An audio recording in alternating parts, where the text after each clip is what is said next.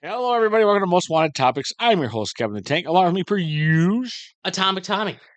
and we have producer Dan back again. We have passed episode 100. We are cruising right. along with 101. That is right. Producer Dan, let's get to know you a little bit now that you're new to the show. You've been boy. kind of off and on. You were known in the shout outs earlier as Amazing Spider-Man fan Dan. And now you've earned your permission as producer and part of the show. And welcome aboard. How's it feel? I feel the love. I'm here. You should. We all have matching mics now. You can't see his mic, but they are matching. I hope you and peep the new mics. Yeah, Notice the peep new the mics. new mics. Yeah, we said we Peep were the bringing in new mics. technology. We brought it. Not that it's like high class, but it's good enough for us. A little slimmer on the table, maybe a little sleek. Designs a little sleeker on the table. No headphones. No headphones and the No RGB. headphones. Look at that. And the RGB. You know, Dynamite dropping, Dan. you got to have it. 2026, you got to have it. But no, we're upgrading the setup. Well, episode 101, we have a lot to talk about. We told you guys once we celebrate our 100th, we were going to keep the ball moving and get to it. And what a busy end of February we have coming up. Yes. Atomic Tommy, the Girl Scouts will be coming in. Yes, we will. I actually just finalized all the details today, February 21st, 28th, and March 1st. 3 weekends, 3 Saturdays. They will be outside Most Wanted Comics set up selling cookies. And yes, you keen-eyed listeners, that is Jimmy Hart on the 28th. So, not only can you meet the Mouth of the South, but you can get some Girl Scout cookies on either the way in or out of that festivity. Most people call that a win-win. That is a win-win. That is how we do it at Most Wanted. Only win-wins, only wins. That is how we do it. Oh, Stop absolutely. by, So get Girl Scout some cookies, Girl Scout cookies. WWE signer. We need to go back. I want to talk about cookies. We should. We should talk about cookies. This is Girl a Scout national debate. This is, and it is important to note. This is dangerous for us. I mean, we're a couple of we enjoy food. We enjoy cookies. So to have it right outside the store, that's not good. That's not good for me. We're gonna try every flavor though, because that's the thing. It's not good for me, but boy, do I love that time of February. Of course, When the Girl yeah. Scouts have their drive-throughs for the Girl Scout cookies, and Now, no diss to the Girl Scouts. Thin Mints overrated though. Well, that's what I was just going to get into. here we go. Come on, we got to talk Your Thin heads Mints, explode right now. overrated. No diss. We'll buy some boxes. You got to. There will be boxes bought. But not my favorite cookie. I'm a peanut butter kind of guy. There are some seasonal ones that I like. Like sometimes I like the frosted like shortbread. Tank, what do we got? Well, what's your go-to flavor? Like you can only mint, choose without it. I mean, everything copied the Thin Mint. I mean, you can't go wrong. I mean, it's a classic. It is. It's a classic. You can get a tube down you pretty quick. I also, I'm not a big coconut guy, but those Samoas. Oh, the Samoas. Those aren't bad. Those are pretty damn good too. They're a delicate. They're a delight. Yep. And I'm with you. I'm not a coconut guy. I'm Lemon. not an Almond Joy fan. But ooh, it's a nice take. Wow. Yeah. Lemon cookies, lemon bars, dude. Don't catch me. Yeah, that is lemon bars. That brings you back to the coffee hour after church on Sunday kind of thing. Yeah, but the Amen. lemon cookies is a good take because I mean people I think just default to Thin Mints because Yeah. that's like what they're known for. But there's an array of flavors. There are a lot, and I want everybody to come support our local troop here. That's right. Yeah, so make sure you got those 3 weekends coming up, and make sure 28th you get your Jimmy Hart stuff because Jimmy Hart will be here again on the 28th. So this is probably one of the last times here at the store. We're gonna have him because he's been here a couple times. He's a friend of the store. We love to have as much as we can. But the guy does need to retire sometime. He is up there, and he deserves a life of leisure. That's right. And so we're not going to bug him all the time. So if you want to meet him here in the Twin Cities, here's your opportunity to meet him. So make sure you come out for that. Also, we have some things to talk about, comic related. Of course, there's a few books we have to talk about. before we get into the main talking points of the show. Let's start though with Bleeding Hearts. Okay, that's the Vertigo title. It's nice to have Vertigo back. Nice to have sort of the alternatives, the creativity of Vertigo back on the shelf. Uh, the first one, this one is Denise Camp. Okay, now one of the best writers currently out there right now. He's on the Ultimates, you know him from Assorted Crisis events, a slew of other great stuff. Absolute Martian Manhunter. Again, one of the best. And this personally, okay, personally speaking, this is a zombie story. I'm not a zombie guy. I don't really do zombie stories. I guess the only exception to that would be The Last of Us, but beyond that, not really a zombie guy. But this was a really fun comic. I mean, and I think it really speaks to his style as a writer. I mean, part of what makes him so great, Denise Camp so great, is that he's really good at humanizing his characters. He's really good at humanizing his stories. He's really good at making things relatable. You know, all of his stories, everything you'd read from him has great subtext and messaging about things that are current today or things that make even the most fictitious stories feel real and relatable. He's really good in that sense. And this is no exception. I mean, the concept, even though I'm not really a zombie guy, the concept of minor spoilers, I guess, like a zombie kind of not feeling like he belongs with his kind of zombie, a zombie that doesn't really starting to grow a little bit of a conscience about what he's doing, doesn't agree maybe with the mindless hoarding that is a traditional zombie. That is in itself creative, that's different, and that's a lot of fun. And you can kind of see the messaging and the subtext that's within that. And that's just part of what makes him a fantastic writer. But it's just not my cup of tea. Uh, I'm not a as zombie far guy. as writing, I mean, you know, this this uh this person definitely up there. Another one that comes to mind for current ones would be Chip Zdarsky. What do you think? I like Chip better. Personally, I like Chip better. That's just because I'm a Daredevil fan. You're a Chippy. I'm a Chippy. Yeah, I'm a Chip fan. you're a Chip off the old And block. again, like nothing. Denise is a great writer. I loved the Ultimates. I'm behind on the Ultimates, but that's great. Assorted Crisis events, fantastic. But it's nice to have Vertigo back. This was a fun read. Will I be continuing with it? Probably not. I'm not much of a zombie guy, but objectively, this was really good. The other book we have to talk about is Moon Knight, more specifically, Mark Spector, Moon Knight #1. Now, this is kind of a return to the title for me. I stopped reading Moon Knight after the death of Moon Knight, which was like about a year and a half ago now, probably at this point, that kind of concluded the 30 issue run. And since then, there's been like three different titles. There was Phases of the Moon Knight, there was like Vengeance of the Moon Knight, there was like a Black, White, and Blood. Like there's been too many Moon Knight titles over the last year and a half, and I kind of lost interest after the 30 issue arc ended. But it's a #1. I figured I'd jump back in. #1's kind of being stereotypically known as jumping on points, which is another thing. This is not a jumping on point, by the way. If you're like, man, I love Moon Knight, and #1, this is not going to be the one for you. You're going to have to go back, which I think is kind of an issue. Like, I don't really like that about #1s like this, but that's kind of the thing with Moon Knight titles. That's kind of the problem that I guess the whole like restarting factor has. But with Moon Knight specifically, every time they wrap up an arc, it feels like every time they wrap up like one story, they feel the need to reset the whole title. It's happened that I mean, there's been like 2 or 3 volumes of Moon Knight in the last year and a half because every time they wrap something up, they need to restart it. And this one picks up right where the last one ended. Now, again, I didn't read the last one. It doesn't give you any kind of prelude. It's just right there, and that's fine. Like if you've been reading, but then that doesn't need to be a #1. That just you just continue the story because a #1, like as a retailer, you tell people like, you know what, you want to get into Moon Knight.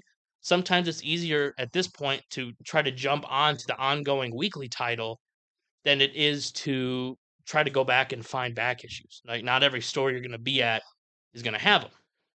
Unless you are a most wanted maniac. Unless you're a most wanted maniac. But And you come to our store, but yeah, so even you can find then, them. if you want to start reading Spider-Man, it's probably easier to just start reading current Spider-Man than to go back and find a issue in the 600s and try to work your way back up, right? So, like, you tell people that, but then, well, don't start with this number one Moon Knight. You got to start with that number one Moon Knight. I don't know. I just think that's a little bit of an issue, but to the book itself, I'm going to give it a couple issues, man. I don't know. Jed McKay is a really good writer, and he's done a really good job with Moon Knight over the last couple of years. I wouldn't want anybody else writing the character right now. I mean, that he is fine. It's just it's not his fault. Like, I don't think the restructured number one things are his fault. But no matter whose it is, I do think we need to maybe rethink that. And even then, like, this is an interesting kind of setup that we find Mark in this first issue. He's kind of this drugged up, kind of imprisoned individual at this point. Doesn't really know or remember that he's Moon Knight. Again, this is just stuff that I'm picking up on in the first issue because I didn't read the last volume of Moon Knight. But and then he teams up with Zodiac at the end, and it's kind of nice. Like, I remember Zodiac, right, from the older Moon Knight stuff, and I'm sure he's come back in the previous stuff before. So it's nice to see that that character is still present. But I am back on the Moon Knight Does train it for follow now. the same as like the same lines as like Quantum Leap? Is that kind of, because it sounds like Quantum Leap? Wakes up and finds himself this certain character, and Maybe Well, I Scott Bakula, that's going to be way before Tommy's time, but yeah, but I that do was a not great show. understand that reference. Oh, But that's okay. Probably sounds like it. But for now, I'm back on the Moon Knight train. And those are really what I wanted to talk about comic wise. The other thing, anything exciting coming up for you? yeah, I Book actually got wise. I got the list right here. Hmm. Funny enough, is not sponsored, but I'm looking on League of Comic Geeks right here for the list. That's also how we manage our pull list here. Okay, if you want to start a pull list, check out. We have all the info mostwantedcomics.com. You'll find a link at the top of the page to check out how to sign up for a pull list. Jamie works on Mondays. You might have met her. She has a few upcoming things that she wants to mention, and then I will mention a few things after. I'm going to be a little shy here just because this is a huge shout out here. But we do have an upcoming Captain America #7. There is a Dan Jurgens variant. Now, something extra special cool is that one of my family members, Brett Breeding, as the famous cover Incus, is working on that. So I'm very excited to have that on my pull list for League of. What else you got? So, especially with the upcoming Muppets who love, we have the Muppets Noir #1 coming out this week, and especially with it, the Disney coming out with the Muppet Show again. Which was interesting, by the way. Sidebar on that, I did watch that. I'm not sure it was fine. Sabrina Carpenter, I think that was a fine first guess. Topical. I'm not sure who they had on the Kermit voice actor though. Not quite sure how we're feeling about that yet. Uh, but that's kind of a sidebar. Not well, quite sure. I agree with that take. I think the person there's way better Kermit interpreters out there. Yeah, This guy was a really weak, and I know he was good and friends, and I know that it's fresh back, still getting used to it. Offhand though, not quite sure how we're feeling about it. That being said, though, there's more stuff, more titles that we need to talk about that's coming up. One from DC first before we talk about Marvel. Okay, End of Life #1, the next Vertigo title coming up. Check that out if you liked Bleeding Hearts. Jamie obviously mentioned Captain America. How about this heater right here? Wolverine, Weapons of Armageddon, written by the GOAT we just talked about, Chip Zdarsky. Any opportunity to read some Chip, we're in. We're in on some Chip.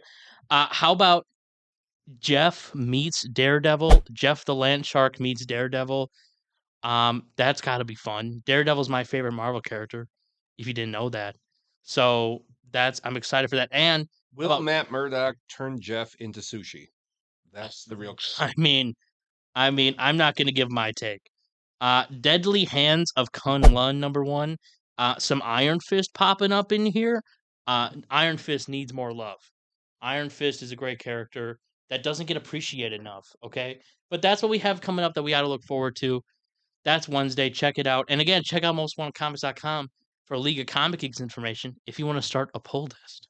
Speaking of exciting, speaking of Most Wanted Comics, we Yes. have something coming up Oh, in yes. 2 weeks. That's right. The annual, Yes. the exciting, the amazing. This is so anticipated. It is. Dan, you hit the nail on the head. This has been one of is. our most popular events. When we started our little store on Lindale, we came up with the Most Wanted Madness bracket. It was frustrating. It was a great thought process. A labor of love. It Yes. was a lot of fun to hear the arguments, the debates, the bracketology that went into it. It was just amazing. And now it is a tradition, and every year people look for it, and it is coming. And Bigger than ever. it is going to be bigger than ever. And ever. let me tell you, there is some fun surprises in it. But I'm going to let Dan and Atomic Tommy leak some information because they've been working hard behind the scenes putting this new bracket together. And it is going to be 4 divisions again, but it's going to be in depth. Yeah. And it's going to be some work. So Oh, I'll it's let you guys going talk about down.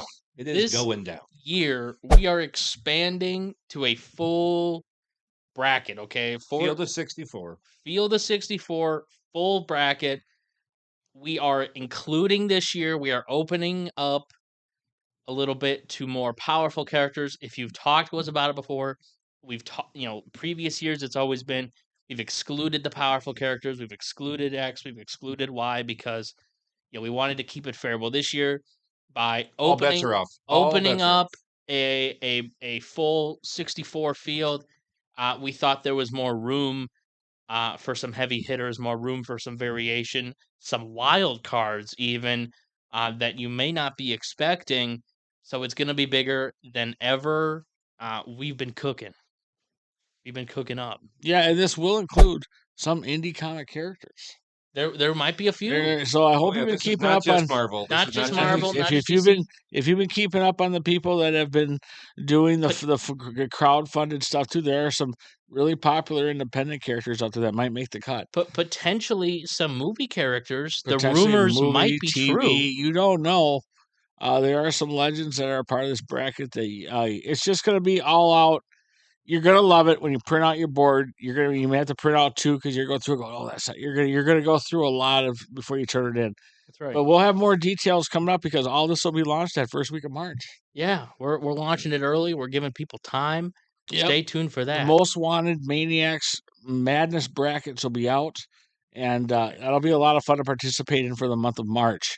Another thing we got to talk about is love of mine is we read in the news this week, and a lot of people have seen this, but it is the Transformers Hasbro.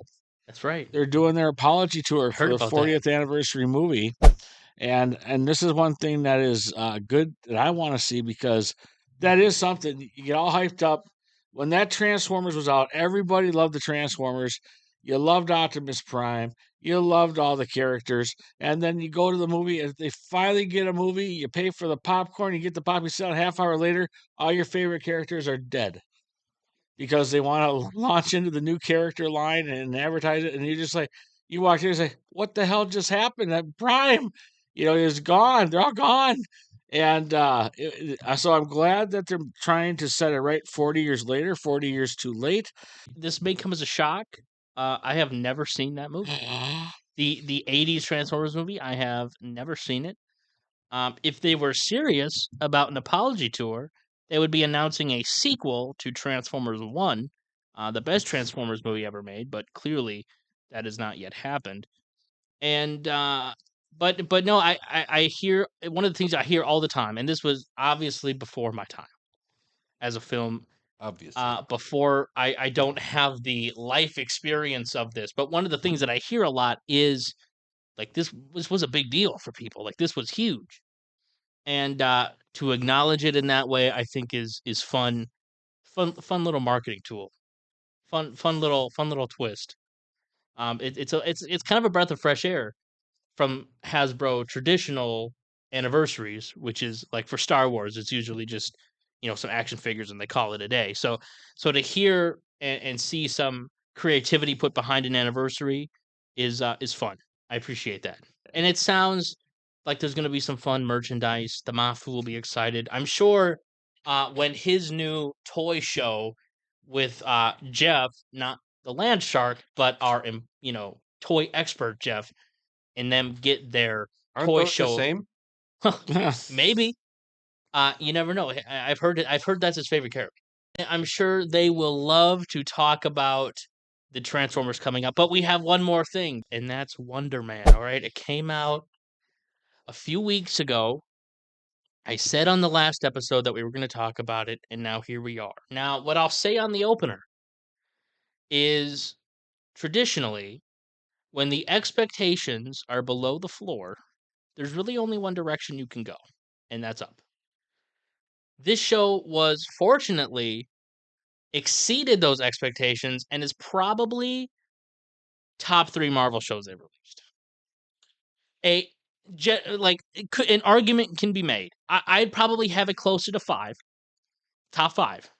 But this show was very solid. That is a hot. He has not said that before. I have 2 not said seconds that ago. to you. Wow. But it's probably and if you remember, because I'm contextualizing it with our MCU list that we just wrapped up.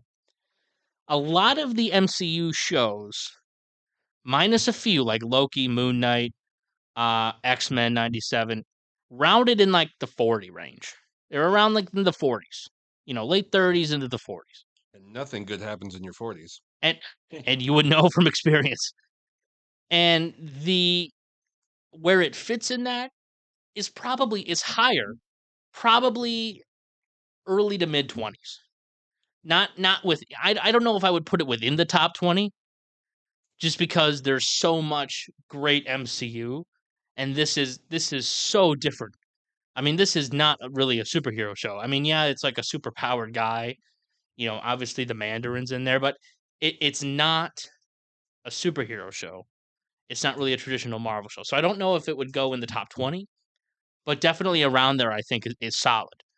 I mean, this was I cannot stress this was a legit show. I mean, because one of the things that I don't know if I don't remember how much we talked about it in the ranking, but one of the problems with a lot of the more mid-tier Marvel shows is they all feel really gimmicky.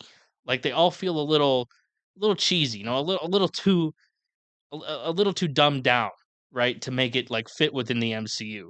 They lose like the craft that like makes a show a show. And then I mean that's one of the reasons why people like Andor so much to talk about Star Wars is because it's a real show. Like it's not just a Star Wars show. It's not that's that Star Wars show. That's a show. And this is a show. And this is individual. I mean this is it's so concise and it's focused and that adds so much. The performances obviously nothing needs to be said about Sir Ben Kingsley. But some of the best performances maybe of any MCU project. I mean And crazy. for a character that, quite frankly, nobody talks about or really knows about. The dynamic between those two on screen is just so it just captures you. It hooks you right away, and every scene Ben Kingsley is in is just incredible. Like moments where it's such a meta show. Like there's a lot of layers of meta to the show because it's about acting, and they're obviously acting. So there's a lot of meta, but there's very clear moments where Ben Kingsley just switches between like performances and switches into these modes and it's so good. And one of the things we talked about on the ranking was part of what made phase 1 so good was because they were all individual and they were all like standalone in a way. Like yeah, they all connected, but all of that is exemplified in this show. I mean, this isn't tying into Avengers. This isn't setting up some new character. This isn't introducing a new plot line. This is as individual as it gets for the MCU, and every element works. It's a quick watch. Every episode's about 25 minutes. It's 8 episodes. mean, that's one night. That is a one-night binge, and I recommend everybody do it. Wonder Man was great. 7.5 out of 10. Nice take. It was great. But again, when the because they didn't market this show. There was no marketing. There was nothing. So They're like afraid. when you don't expect anything, it only makes it that much better. But I think even if they did, even if it was like pure peak MCU marketing, it still would have been highly regarded. It was great. I think Loki's still better. X-Men is probably still better. Moon Knight. I would put this over Moon Knight. Some people would put Okay. this over WandaVision. Some people would put WandaVision above this. You know how I feel about WandaVision. I think this was better than WandaVision. I'll put that up there. I think this was more focused than WandaVision, and I think that's what helps it a lot. But So- that's a hot take. That might be a hot take. So this is going to be top 3 or 4 for you then, Probably for shows. for sure top 5. Yep. I mean, because we had WandaVision pretty low, but if we're just talking shows, Well, we WandaVision got. is probably, You're saying Loki, X-Men '97, and then maybe Wonder Man. Wonder Man, Moon Knight. So I mean, that's It could be a top 3, toss up, 4. and I might be That's- forgetting one. But Uh, that's that- high praise. High that- praise right there. Yeah, and I stand by that scene at the end. Spoiler, where you get the Mandarin and he like snaps back. They do like the flashback intro, and he brings back the "You'll never see me coming." That was awesome. Wait, was what does he epic. bring back? That "You'll never see me coming." Yeah, Nice. yeah. It's such a great callback. Iron Man 3 fans, which I am one of, eating good with that. Well, speaking of X-Men 97, the season 2, did you see the new Marvel Legend for Archangel? That was revealed. Oh yeah, that looks pretty sick. They revealed Might need to add that to the shelf. the new Archangel. So keep your eye out for the new Archangel. It is pretty cool. We'll have some in store. We will have on some at release. Most Wanted Comics when it comes out, but that Wave 2 and Season 2 for X-Men 97, don't sleep on that. Don't sleep on it. Never want to sleep on it. Well, episode wait. 101. Wait. I think I hear some echoes of a shout out. Shout out! Shout outs. Shout out. Shout outs. That's why we got to have the producer here. Hear those echoes. Hear those echoes. Hear 'em. Well, first of all, we got to go to Matt and JD, of course. We got to give you a shout out, guys. We appreciate it. We do. Of course, do. we can't forget Jamie. Can't forget Jamie. The talent.